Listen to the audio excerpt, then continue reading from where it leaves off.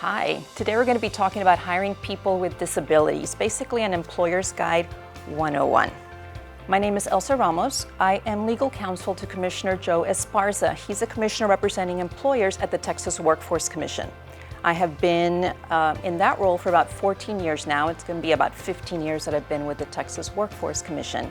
And I'm one of the attorneys that helps guide employers when they have questions about employment-related issues, such as hiring people with disabilities. In our role in the office, there's more than just me.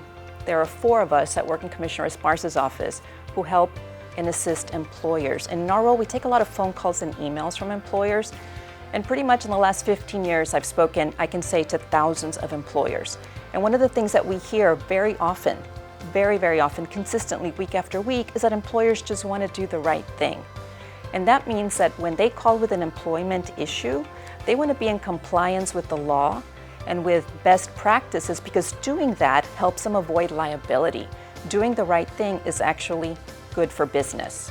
So why hire people with disabilities? Because it's good for business. Not only does it help you avoid liability, yes, if you comply with the laws that prevent discrimination against people with disabilities, that will help you avoid liability. And yes, that will be good for business. But it turns out that recent studies and data and research has shown that hiring people with disabilities is actually good for business all on its own, liability aside. So let's take a look at what some of those benefits are from, again, recent studies and statistics. Hiring people with disabilities unleashes hidden talent. Imagine a talent pool of people with different perspectives, different challenges, different ways of problem solving, and how great that would be if you had these types of employees in your business. Hiring people with disabilities boosts productivity. Unlike what a lot of people may think, it actually does help, and we'll get to some numbers later on. It also improves employee engagement. Hiring people with disabilities helps employee engagement, not just for the disabled employees, but for their coworkers as well, across the board. Hiring people with disabilities also enhances a company's reputation. A company's reputation in the community is actually elevated, which is also good for business. And ultimately, like we started saying, if you hire people with disabilities, it complies with the legal requirements and avoids liability. Let's see a real example of an employee with disabilities at work. Martin Carethi is the Director of System-Wide Accessibility at Cap Metro, the public transit system that serves Greater Austin. All modes, bus, paratransit, rail, facility design, station design, technology. The way to think of it is that if you have a project or a program, it likely has an accessibility component. Before entering his career track, Martin also engaged in TWC vocational rehabilitation opportunities. So I did take advantage of vocational rehabilitation services, primarily to get me the types of technology I needed to get through both my undergrad and my graduate education.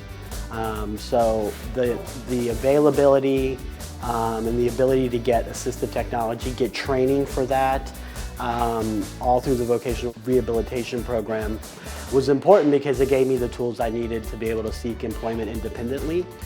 If you ask Cap Metro employees about their workplace, the word they repeatedly use is family. It's become part of the family. A lot of people refer to this place as a family. Cap Metro is family oriented. It's like a family. The Cap Metro family has a culture in which all employees are empowered to contribute to the best of their abilities.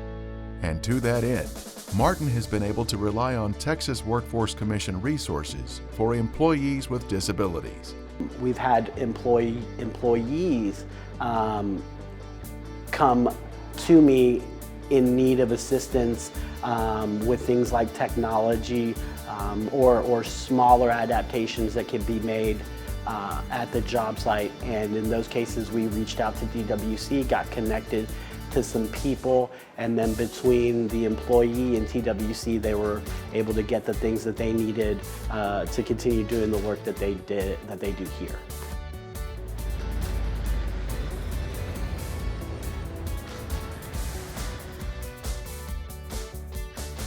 This is a wonderful place to work. A lot of people refer to this place as a family, and in many ways we are, and we reflect all the differences and diversity that the community, a family, society has. So what is the legal landscape? What laws are in effect or are in place that provide guidance to employers on how to treat people with disabilities? The federal law that guides this is the Americans with Disabilities Act, known as the ADA for short. I'm going to be calling it the ADA throughout my presentation.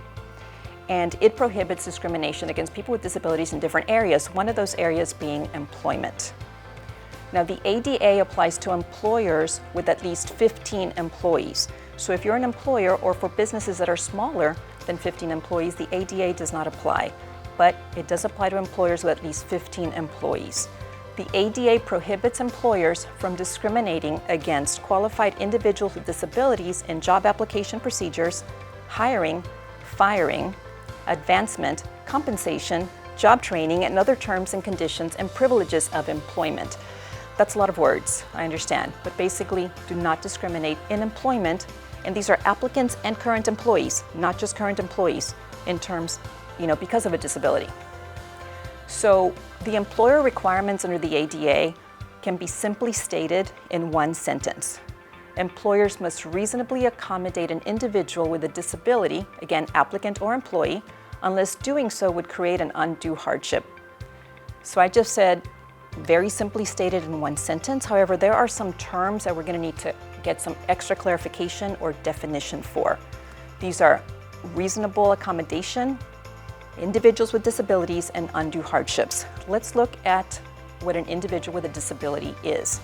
An individual with a disability is an individual who has a physical or mental impairment that substantially limits one or more major life activities.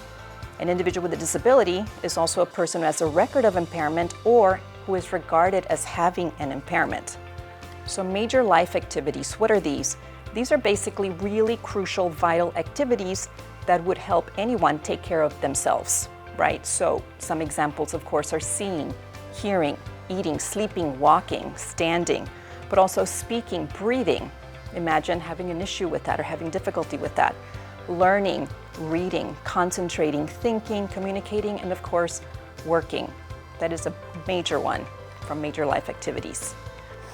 So that's what a person with disabilities is. Someone who has a physical or mental impairment that substantially limits one of the major life activities. We also need to define what is a reasonable accommodation under the requirements of the ADA for employers. A reasonable accommodation is any change or adjustment to a job or work environment that permits a qualified person with a disability to participate in the job application process or perform the essential functions of the job. So this means that a reasonable accommodation is going to change what you would normally do with someone who does not have a disability to allow them to be able to do the job with this reasonable accommodation. What are some examples of this? Teleworking. Prior to the pandemic, teleworking was not very feasible for a lot of employers. But as it turns out, Texas employers were able to make that work when it was necessary. So teleworking is a very common, reasonable accommodation to have somebody with a disability be able to perform the functions of the job. There are other examples such as making structural or facilities accessible, making structural changes. Job restructuring or changing a schedule of a job could be a reasonable accommodation. Acquiring or modifying equipment for applications, perhaps changing a test. Maybe it does not need to be written. Maybe somebody could, listen to it. It could be read to the questions for them, for example. Reassignment to a vacant position. Perhaps I temporarily cannot perform my regular job due to surgery, for example. But instead of stopping working for you, or instead of stopping that employee with this scenario from working for you, you could transition them to a different spot that you have available temporarily. Another example of a reasonable accommodation is a reasonable amount of leave. We see these in scenarios with a lot of current employees who perhaps have to have a medical procedure because of a disability, some chronic medical condition, and they're going to need to be out of work for a certain period of time, or a reasonable amount of leave is also a reasonable accommodation in those scenarios. What is not reasonable as an accommodation? Eliminating an essential function or duty of the position. Eliminating an essential function of the job is not a reasonable accommodation. The employer can expect that if you have a position to fill, the person will be then performing the functions of the job. What is also not reasonable? An indefinite amount of leave. In my scenario where I may have to have surgery because of some medical problem and I need to be out 6 weeks, that's a definite amount of leave. But if you were to ask me, what does the doctor say? Also, when are you going to be able to come back to work? And if my doctor says, we don't know, or if I say, I don't know, the doctor has no idea, that's an indefinite amount of leave. That is not a reasonable accommodation. The employer needs to know when, the employee is going to be back. Lowering production standards also is not a reasonable accommodation. In addition, providing personal use items needed for my everyday activities if I'm a disabled individual is not a reasonable accommodation, which means that if I need a wheelchair, it is up to me to obtain that. It is not up to the employer to provide that. Or hearing aids, or a prosthetic, or something of that nature. That is not considered a reasonable accommodation. It is not a duty for the employer. So, employer requirements. We've already defined or clarified what a reasonable accommodation is, what a person with disabilities is, but remember, the employer has to accommodate unless doing so would create an undue hardship. So employers, what is an undue hardship? An undue hardship is more than a hardship. We already know that it may be inconvenient, perhaps, to provide a reasonable accommodation because you're doing something different. You're having to change something from the normal way that you would do things. A hardship by itself is not going to be sufficient. It has to be significant. Significant difficulty or expense, and this is measured on a case-by-case basis. If you're an employer with 300 employees, having some substantial financial cost to an accommodation is going to be very different than if you're an employer with 30 employees. So a reasonable accommodation, if you're a larger employer, is going to be different than if you're a smaller employer. They're not equal. So these are taken on a case-by-case basis. Imagine leave. So back to my scenario, I have to take some time off from my surgery. The larger an employer you are, if you have 50 employees, you're covered by the Family and Medical Leave Act, the FMLA. And that requires you to provide 12 weeks of job-protected leave. So if you're an employer with 50 or more employees, 12 weeks of leave is not unreasonable for you. But if you're an employer with only 15 employees, 12 weeks of leave may be considered unreasonable. Again, the undue hardship here, or it may create an undue hardship, is going to depend on it's going to be on a case-by-case basis. Not every employer is created equal. So how do we do that? Now that you know what a person with disabilities is, now that you know what an undue hardship is, and what a reasonable accommodation is, how does the employer get to the part of figuring this stuff out? The employer is required under the Americans with Disabilities Act, under the ADA, to engage in what is known as the interactive process. This is a process of collaboration. I basically just call it's a conversation. The employer cannot figure out what it needs to accommodate if the employer does not know what it needs to accommodate. So the employer does not do this in a vacuum. This is a conversation between the employer and the employee where we set out what are going to be my restrictions while I'm recovering from surgery. What am I still able to do? What can I not do? This is where we sit down, do this stuff together, and come up and figure out if there's a reasonable accommodation and if it's going to create an undue hardship. The parties work together during this interactive process. We get this question a lot. While I'm going through the interactive process, can the employer request medical documentation from the employee?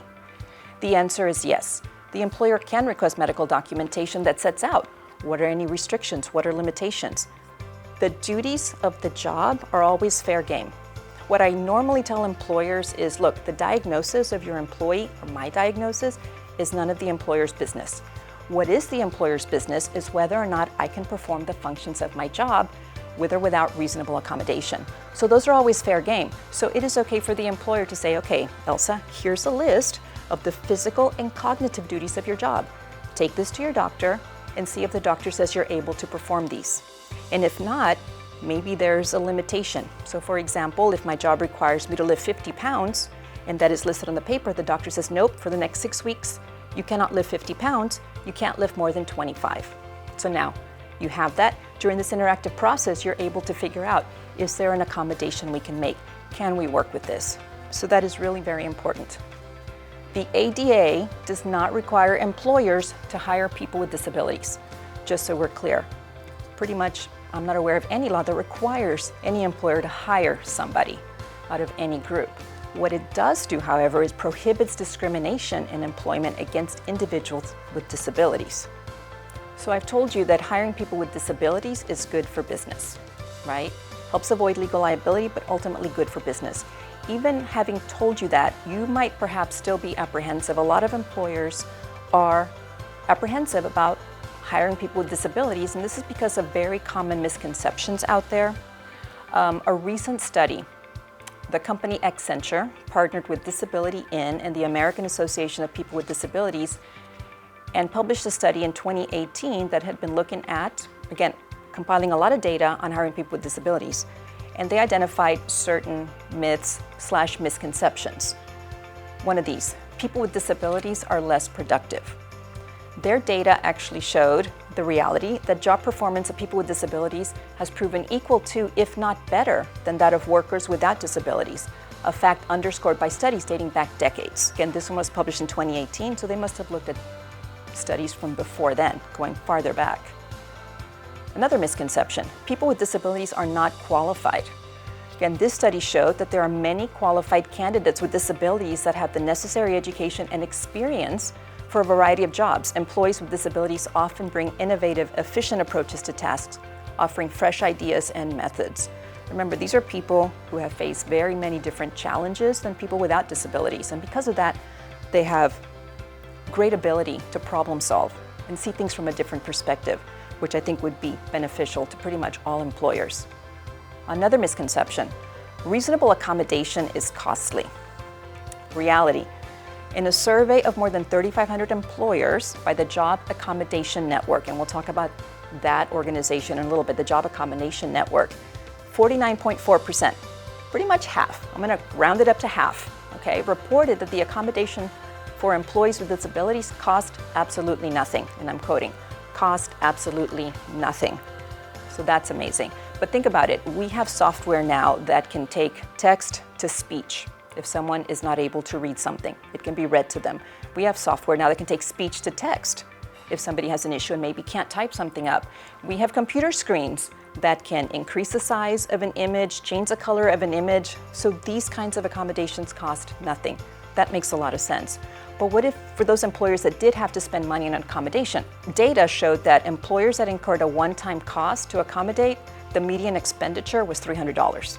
So about the high of it was, from what I remember from the numbers, less than $500 for the majority of those that did have to spend money on an accommodation. In addition to that, there are financial incentives via tax credits that can help employers offset some cost for an accommodation if they find that there is one. Misconception again, companies that hire people with disabilities are less competitive. The reality, companies that actively employ and support people with disabilities achieve 1.6 times more revenue and 2.6 times the net income, and twice the economic profit compared to businesses that do not. So the bottom line is, it increases the bottom line. Hiring people with disabilities is good for business. Let's see another example of an employee with disabilities at work. I found out I wanted to be a cook when I was in the 3rd grade. Meet Malik Haynes. Malik identified his job goals through the TWC Vocational Rehabilitation Program, and in 2022, he attended a job fair at Austin's historic Driscoll Hotel.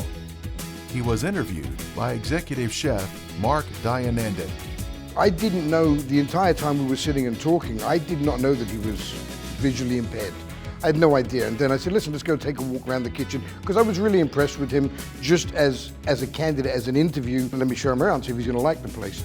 So we got up to walk away, and I turned around, and that's when I saw him take his cane. And it did kind of catch me by surprise, but I thought, okay, well, let's go through the hotel and see how he does. And once I understood that, I thought there were some other questions I needed to know and understand, like what challenges do you think there might be, and what accommodations can we make, and how are you going to be able to identify things? And he had great answers for all of that. He's a solid young man, and he's making major contributions in our department. Working with Chef Mark would be, for me, fast-paced but not stressful. I would say it's a combination of learning, challenging yourself, and trying to make good things happen. I think the big thing is really I've emphasized to him the same way I would to any other cook. It's great what you do right now, and we really appreciate what you do right now, but we want you to get better. So you have to challenge yourself. This job that we've given you today, if you could do it in half an hour, well, tomorrow I want you to see it in 28 minutes. You know, and I would do the same thing to any other culinarian that came into the department. So that's kind of how we treat him, just like everyone else, because he is just another one of the team. Now let's take a look at some numbers. According to the CDC, more than 6 million Texas adults, these are 18 and over, have a disability. So by their calculations, comes roughly to about 1 in 4 adults in Texas have a disability. Over half of Texans with disabilities are of working age. So in this study, working age was people that were from between the ages of 18 to 64. About 66% of Texans with disabilities are not in the labor force. That is a large number. And that translates to this. The unemployment rate for people with disabilities is twice as high, 2 times as high as the unemployment rate for people without disabilities. So this means that really, people with disabilities are an untapped labor pool with skills and abilities that can be used in the workforce. There are millions of Texans out there that, given the opportunity, could become an asset to any organization here in Texas, which again, if that's good for Texas business, it's good for Texans. So you're an employer looking now to hire people with disabilities, or just want to learn more about your employees with disabilities. There are resources and support out there for you. I have a couple of slides with information about resources. The first one is government agency/government programs, and on the top of that list is the Texas Workforce Commission, my agency. We have a vocational rehabilitation division that has resources, of course, for job seekers and people with disabilities seeking jobs, as well as for employers. I'm not from Texas, but I got here as quick as I could, and what I have learned about Texas is Texas does things right. Melinda Paninsky is with the Texas Workforce Commission. One example of what Texas does right, she says, is the state's vocational rehabilitation program, which prepares Texans with disabilities for their employment journey. So that program is there to help the job seeker learn about their skills and abilities to help them find that first career, or to help them keep that job, or to help them advance in their career. And that program also then connects with the employers to help see the connection, right? So here's the job seeker that's gotten the skills they need to do the career they want and can. So let's connect them to the right industries and help that business work with that person in the community. The result, Texas business owners, executives, and hiring managers are then able to strengthen their organizations. And we find that those businesses are coming to us and asking for ways to help increase the opportunities that they have to be a stronger workforce. And in doing so, their open-mindedness is opening doors to opportunities for their workforce. They are seeing a talent come in that is staying on the job that they hadn't seen in the past. The Job Accommodation Network, I talked about them a little while ago. They had some statistics. This is a great resource if an employer cannot figure out what kind of accommodation is out there for a certain situation. We've talked to employers who say that this is really helpful, so really recommend JAN, the Job Accommodation Network. There are also other offices from government agencies and programs on that slide that feel free to take a look at those. There are also some non-government organization resources out there. The American Association of People with Disabilities, Disability In, National Organization of Disability. There are a lot of organizations, but fear not, I'm going to have a way for you to easily access this information. I also talked about financial incentives in the form of tax credits. There are 3 that I'm familiar with: the Work Opportunity Tax Credit, the Disabled Access Credit, and the Barrier Removal Tax Deduction. These would be accessed, of course, through the IRS, so you can reach out to them for further information. Now, I told you there are a lot of resources out there, and there are 2 slides full.